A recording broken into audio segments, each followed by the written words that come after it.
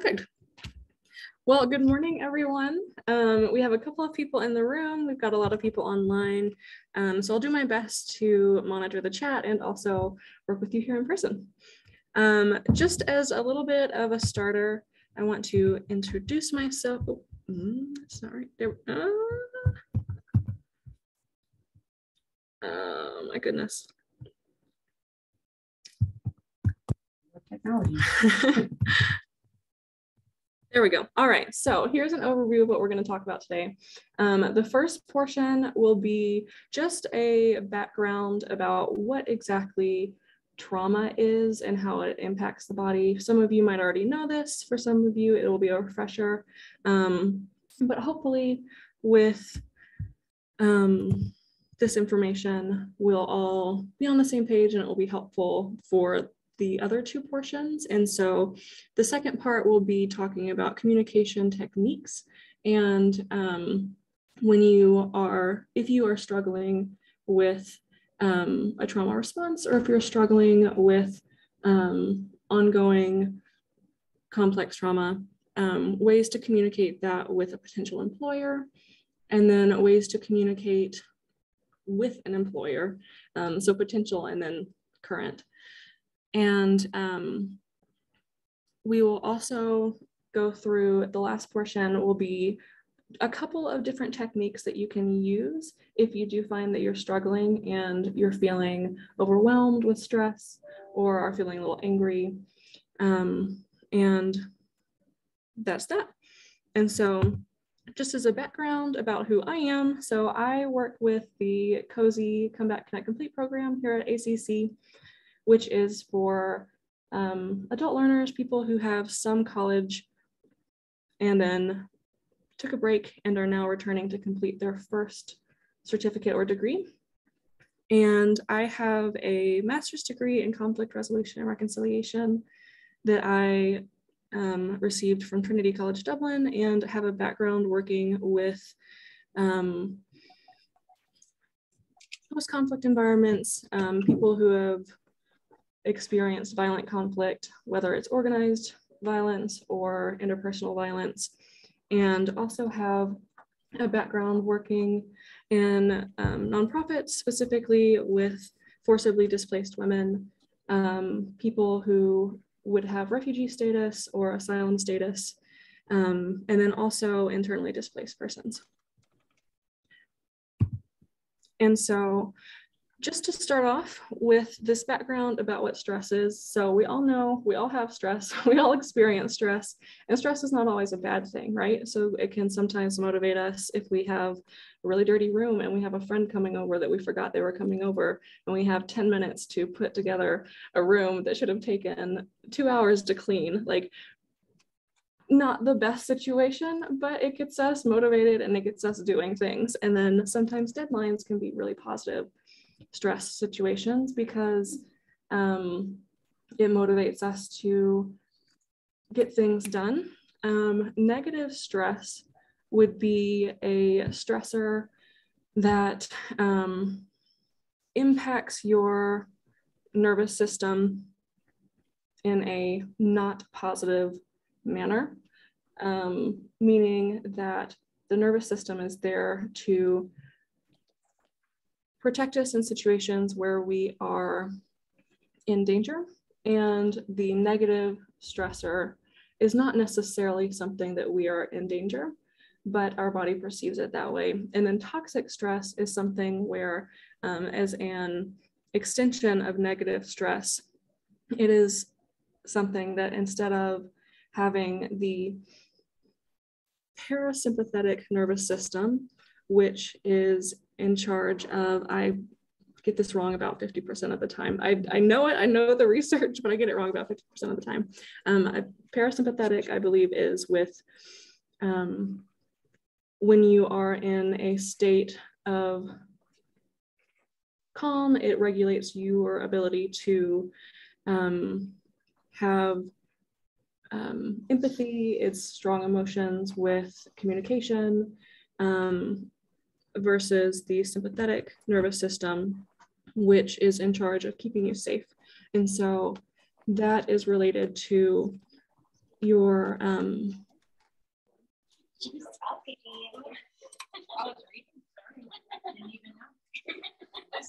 just a reminder, if everyone can mute your cameras on your side. Okay, good, perfect. Yes, so the sympathetic nervous system is in charge of keeping you safe. It is in charge of having the heightened cortisol response, which is your stress response. And it minimizes your brain's ability to have certain chemicals that will have a physiological response for like everyday interactions. It is there for the physiological responses such as heightened breathing, an increased state of arousal, brain arousal, where you have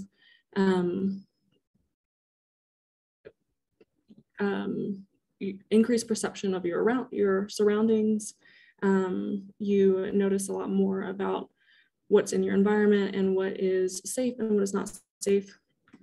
And as far as trauma goes, trauma comes from toxic stress, and it comes from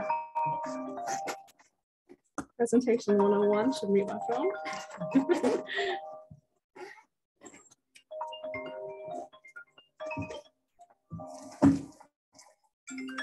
All right. So trauma comes from several different factors. There are things called ACEs, which are adverse childhood experiences.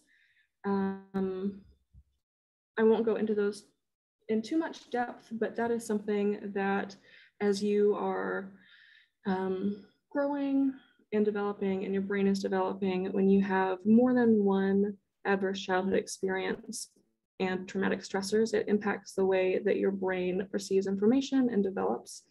And so people who do have multiple ACEs oftentimes have difficulty with the nervous system regulation. And there are also individual traumatic stressors. For some people, that would be losing their job during the pandemic, or a really difficult situation that you've had with an interpersonal relationship. And then there's also complex and cumulative trauma. And those all impact your body in different ways, and they have different long-term responses, but they can result in long-term trauma, which is where with that toxic stress, your body holds on to those traumatic stressors and it holds on to that feeling of things being in an emergency, which is not something to be ashamed of. It's not something to be nervous about or worried about because you have done something wrong. This is not a situation where your bodies are doing something wrong. Your bodies are taking care of you, and your bodies are making sure that you, based on your past experiences, are going to be safe. Sometimes we don't always assess situations currently based on what's happening now. We're only assessing it based on what's happening in the past. And that's where things become a little more difficult. And those traumatic responses or stress responses are not helpful. They're actually harmful in those situations. And I do want to emphasize that if you find that you have those responses, if you find that you get really overwhelmed in situations, or you get really angry, or you get really stressed, and you remove yourself from the situation because you are not comfortable with addressing it in that moment, there's nothing wrong with you. It is your body and your brain taking care of yourself. And so if you do find that that's something that occurs, of course, this is a lot easier said than done and takes a lot of work and a lot of active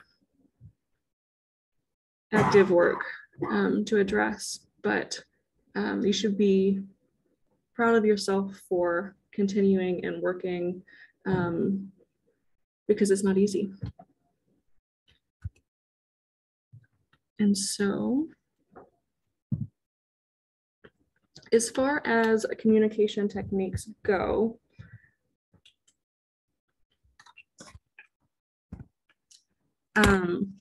if you find that you're having a heightened response, if you find that you are having, if you're in a situation where it's really stressful, someone sends you an email and it sounds really condescending and it makes you angry, it can be really tempting to respond with an angry response, right? Because when someone's rude to you, the instinct is to sometimes want to be rude back, but that's not always helpful.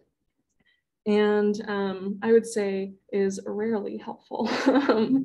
But in those situations, if you can try to take a step back, take a breath, think about how during COVID, this is not going to be a presentation about COVID, but it is important to mention this. During COVID, we are all in a state of collective trauma right now. And so everyone that you're interacting with may also be going through their own struggles. And so they may not communicate with you in a positive manner either. And so it can be difficult when your body switches on that extended cortisol response. It can be difficult to respond with empathy. And that's when you would take a step back. You would have a couple of, you would use some of the techniques that we're going to talk about after this. And then once you feel that you are ready to respond to them, you're going to emphasize warmth, information, and transparency. So the warmth comes from, instead of leaning into that instinct to be protective of yourself and be either defensive or aggressive, leaning into empathy that you may not feel, but you're going to want to respond in a way that is not aggressive. And so one of the ways that you're going to do that is to stick to what the facts are. So for example, if you received an email from someone asking why your office was closed during this time when they thought it should have been open, and another business that has a similar service is open and extended hours, and they have a really aggressive email about that, you can state what your policies are. You can state why your office has those specific hours of work. And so those are facts. Those are things that are objective, not subjective. And the transparency comes with those, the additional information that's there for helping them understand why something is the way that it is. That was a very generic situation. So we can go through more examples later if you like. But as far as communicating with employers go, I'll start with, once you're in a role, once you're in a job and you've been hired, having a communication with, first of all, HR.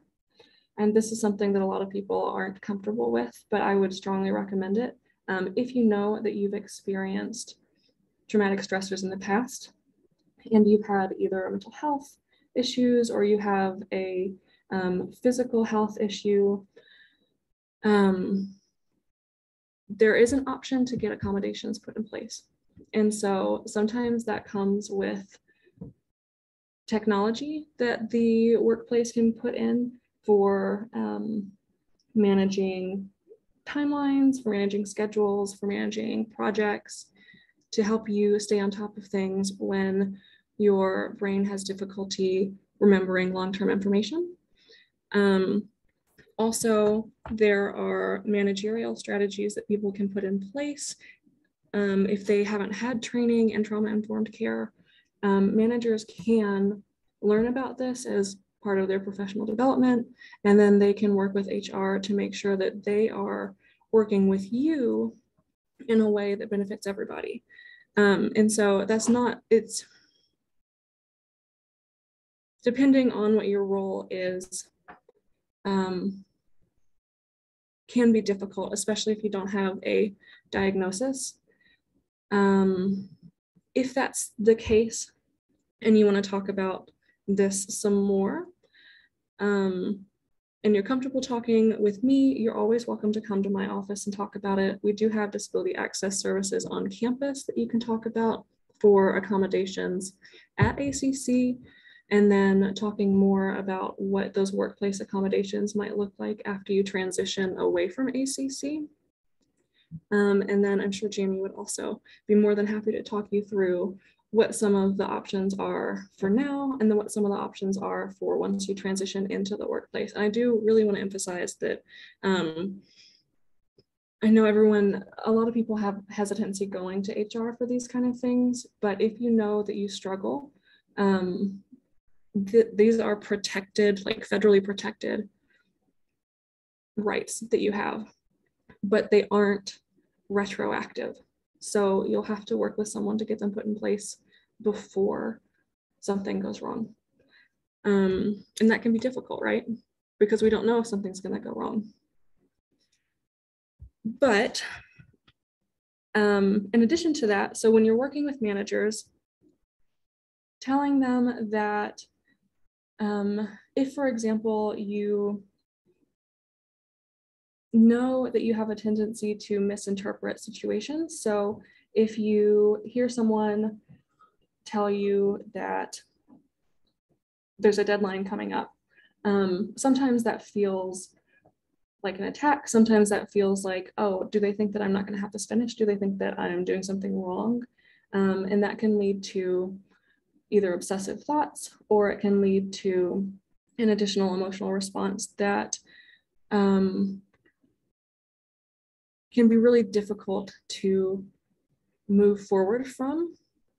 And oftentimes when people have those emotional responses, we treat people in a way that responds to what our interpretation is. And then it becomes something called a self-fulfilling prophecy of we think that they're treating us really poorly, and so we treat them poorly, and then they do treat us poorly, and then it's a really toxic, negative situation that can be difficult to get out of. And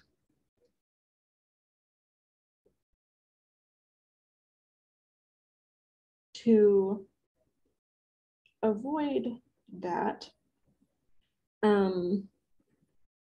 we can tell our either colleagues, or we can tell our managers that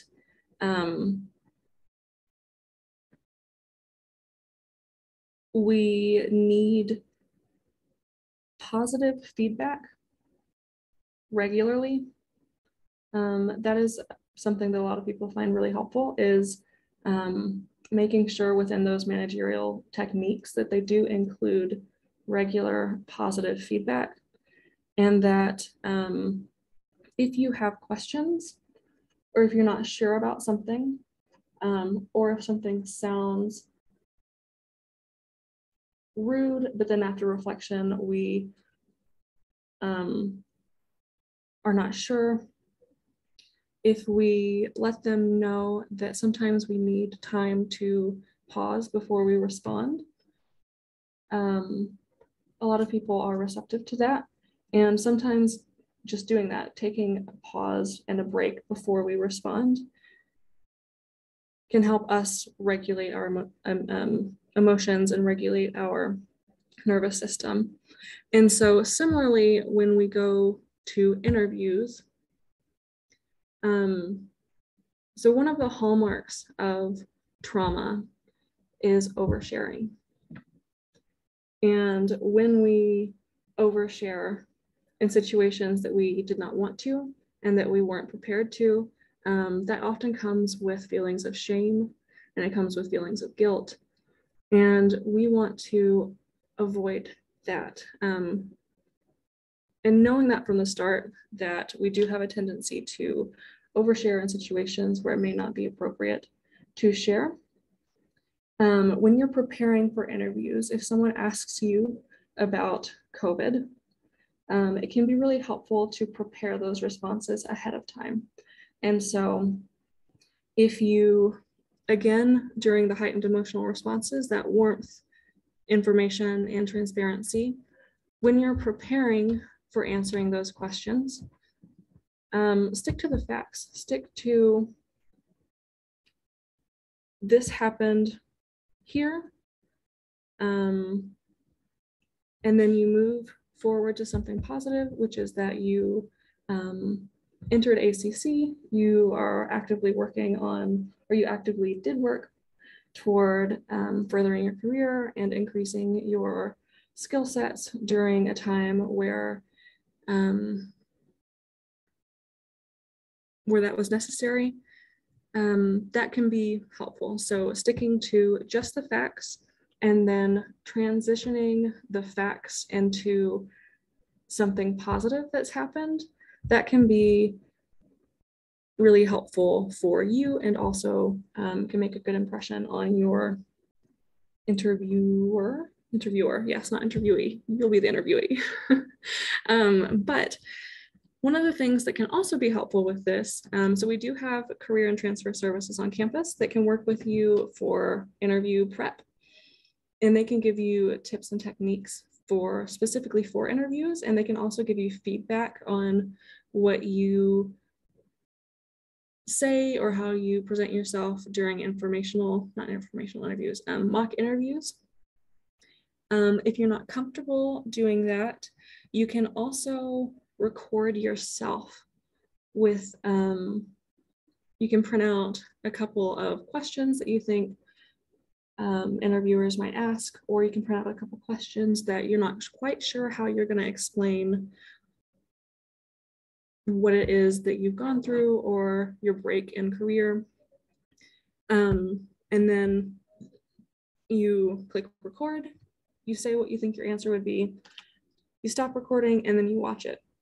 You can send that to friends or family and get feedback from them. You can give yourself feedback. Also, Jamie mentioned this when we were doing prep for this workshop. You can also go to Jamie and have a mock interview with her to prepare for the situations and questions that you're not quite sure how you would respond to. And this next part, so we're gonna do 2 techniques for when you find yourself in a state of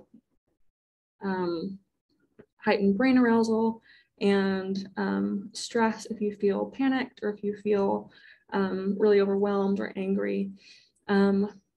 Jamie, I think I will let you lead the alternate nostril breathing, because the last time I did this, I found that I had some sinus issues going on, so I'm not going to subject you to my nostril sounds. Jamie, I'll let you go. Okay. And it's just the 1 and 1. Okay. So when it comes to alternate nostril breathing, you can use both hands, you can use one hand. I'm going to do both today, but you're going to cover one side.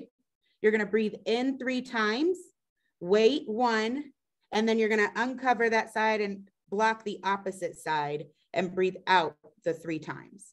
So it's a 1, 2, 3, pause, 1, 2, 3, pause. That's kind of the flow. So I'm going to demonstrate it now or be a role model of that now. So 1, 2, 3, pause, and then you plug the other nostril and then breathe out. 2, 3, and then you breathe in that same nostril. Yep. 2, 3, pause, swap out. 2, 3. And so it sometimes feels a little silly, but when your body has that physiological response and you start breathing real fast, breathing really fast increases those hormones, those stress hormones, cortisol and other stress hormones. And then when you force your body to breathe slower, it changes your hormone response. In the chat, we had Brianna say that she loves this technique. It's super helpful when you're counting your breaths or counting as you inhale or exhale. It's also really effective. So yeah, seconding what Rebecca just said. Good. I'm glad to hear that someone has used this before and has found it helpful. So this next one, applying pressure, there's an organization called, oh my goodness, I have forgotten the name of the organization. Beyond Conflict is what they're called. And so they primarily work with people, forcibly displaced persons, either in refugee camps, post-resettlement, or internally displaced persons. But the impacts of trauma on the body and then trauma nervous system responses are the same regardless of whether or not you have been in a violent conflict situation or not. I'm going to put an asterisk on that because there are some more things that come with that, but either way, they have something called the Barefoot Guide for people who have experienced traumatic stressors in the past. And so I just want to make sure that you know what that organization is, because they have a lot of different techniques that they suggest for people to use. But this is one, and I might switch to recording myself instead of the video. So you just stop sharing the screen. So stop sharing, it'll just be. There you are. All right, there I am. Okay, and so what this does is when you place pressure on yourself, I'm going to highlight me and myself so everyone can see me. There I am. So what you're going to do is basically you're going to give yourself a big hug. And so you're going to start with, this can be done in your car. If you find that you're having a difficult time, this can be done in the bathroom. If you have a private desk, if you have a private office, this can be done with your back toward the door. You're going to start with your hands on your wrists, and you're going to apply firm, constant pressure. You're not going to hurt yourself. If it hurts, it's not right. But you do want it to be firm. And so you're going to, again, with the similar breathing techniques, you're going to go tight, in, 2, 3, 4, and then pause, and then out, 2, 3. And then as you exhale, you're going to release the pressure slowly. And then where your hands end, you're going to move up. And so you're going to breathe in and increase the pressure as you're breathing in, 2, 3, 4, and then out, 2, 3, and decrease pressure as you go out.